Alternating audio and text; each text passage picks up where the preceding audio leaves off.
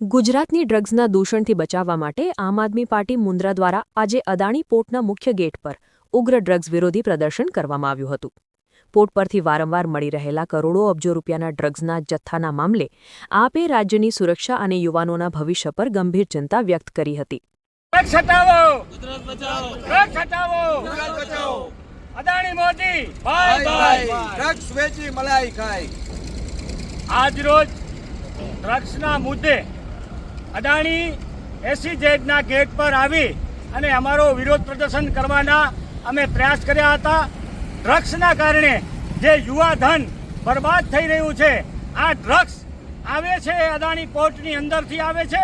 અદાણી પોર્ટની અંદરથી કરોડો અબજો રૂપિયાનું, ખરબો રૂપિયાનું અત્યાર સુધી ડ્રગ્સ આવી ચૂક્યું છે અને આ ડ્રગ્સના કારણે આ યુવા ધન ખૂબ બરબાદ થઈ રહ્યું છે. એટલે આ યુવા ધન બરબાદ થતું અટકે, ભારતની અંદર ડ્રગ્સ જતું અટકાવવામાં આવે, એના માટે અદાણી પોર્ટની અંદર આર્મીના પોઈન્ટ હોવા જોઈએ. બીએસએફ અને આર્મીને આખું અદાણી સોંપવું જોઈએ, એનું લાઇટનિંગ કરવા માટે, એની પ્રોપર સુરક્ષા કરવા માટે, અને ડ્રગ્સ અને અન્ય આવતી ચીજ વસ્તુઓ જે આપણા ભારત માટે, આપણા યુવાધન માટે ખૂબ નુકસાન કરતા છે, એ તમામને અટકાવવા માટે આર્મી અહીંયા કને હોવી ખૂબ જરૂરી છે. આજે એના માટે અમે અદાણી પોર્ટના ગેટ પર આવી અને અમારો એક વિરોધ પ્રદર્શન કર્યો હતો.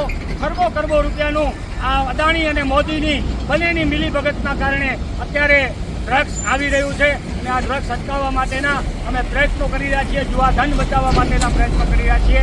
જય હિન્દ, જય ભારત.